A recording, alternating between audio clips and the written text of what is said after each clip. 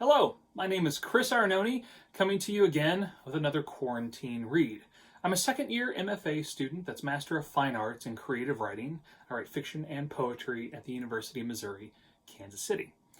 And I'm also the secretary of the Nu Theta chapter for Sigma Tau Delta, the English Honors Society. So, I'm back with Volume 2 of The Wicked and the Divine. So once again, I'm going to go through the list of all four creators because a comic book, unlike a novel or a book of poems, is a collaborative effort, and all four of these people are heavily involved. The writer is Kieran Gillen, artist Jamie McKelvey, colorist is Matthew Wilson, and the letterer is Clayton Cowles.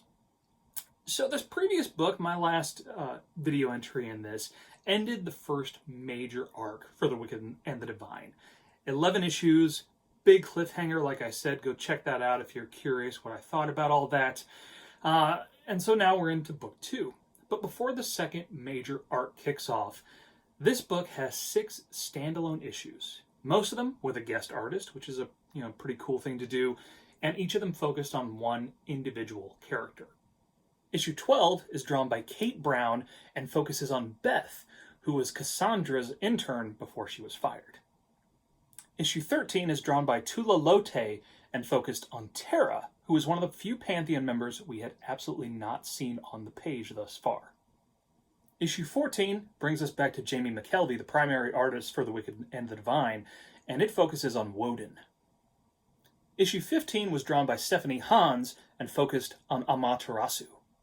Issue 16 was drawn by Leila Del Duca and focused on the Morrigan. And issue 17 was drawn by Brandon Graham, focusing on Sekhmet. So after those first 6, issue 18 launches into sort of the second major arc of The Wicked and the Divine. This one, again, not to be spoilery, it's definitely sort of gods at war. There's a big bad, or is there? Maybe? That's a hard thing to play out. You just got to read it yourself for that one. But I can guarantee some major action, a lot of allegiances that are switching around, big godly powers at play, definitely some unexpected twists and turns. It's a lot of fun. And it ends with the massive change to the status quo. Whereas Volume 1 ended with this giant cliffhanger. We're like, oh my God, I can't believe that just happened. What's going on?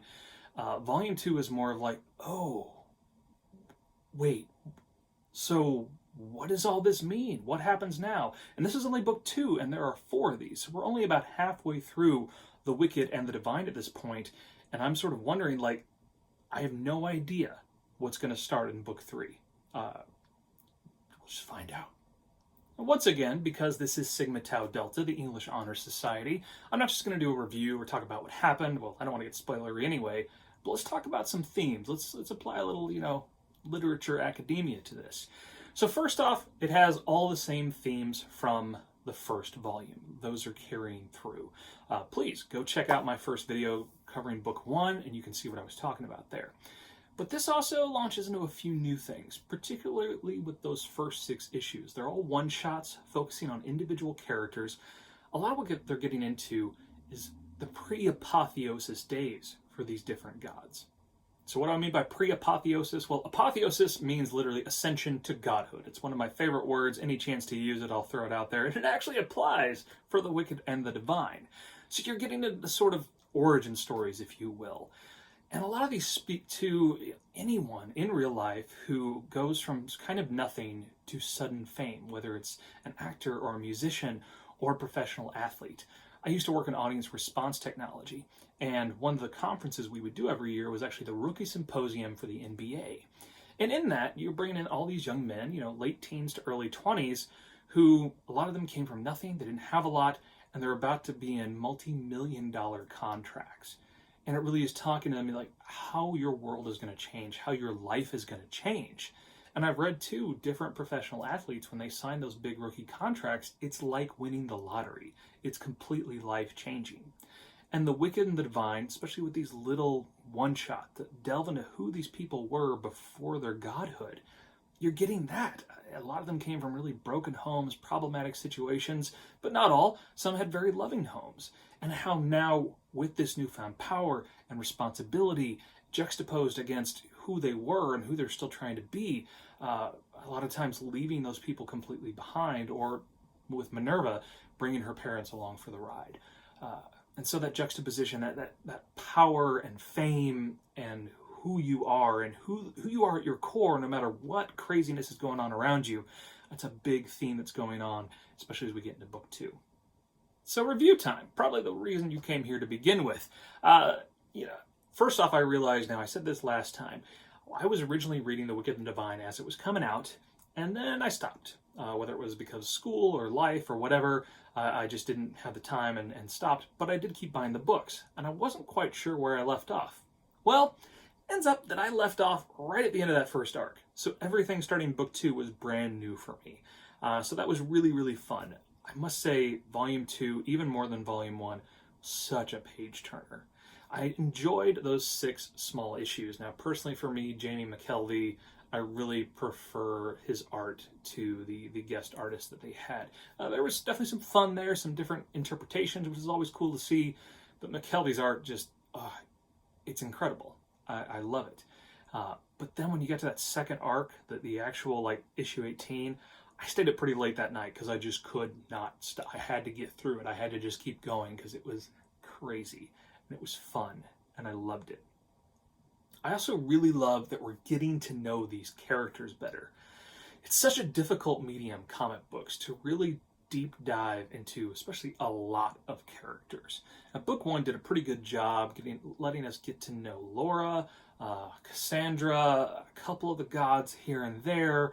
But now this one, I feel like we're really starting to get to know people. Comic books, they're just, so much has to happen so quickly. There's so much economy of words and economy of art to tell the story you want to tell in single issues that are 22 pages, and to tell a complete arc in each one as they come out each month. So now in book 2, I feel like we're really starting to get to know a lot of these characters. There's just so many. So it takes a while to really give us what we want about them. And a final reminder, support your local bookstores. They need you so much right now. So many of them have been deemed, non-essential, as they should, even though books I really feel are essential, but I also understand why they need to, have closed doors right now. We all need to stay separate and safe, and COVID-19 can live on paper and books for several days. So it really is necessary that we keep that distance if we can. However, bookstores, a lot of the local bookstores are trying to find really creative ways to get you books, whether it's by mail, delivery, curbside pickup, wash your hands, disinfect the books, do what you got to do, support these local bookstores. Amazon and Barnes & Noble, they're going to weather this, they're going to be fine, but those local stores really need your help right now. Same goes for local comic book stores. They really need you, and they're doing the same awesome creative things to try and get people their books as best they can. And by the way, if you're a big fan of graphic novels and collected editions like this, your local comic book stores will usually get them a week or 2 weeks before regular bookstores or Amazon will get them. So another reason to go and find your local comic book store and support them. So that's it for this one. There's book 2. Give it a read, give it a buy from your local book or comic book store, and we'll see you again soon for book 3. Thanks.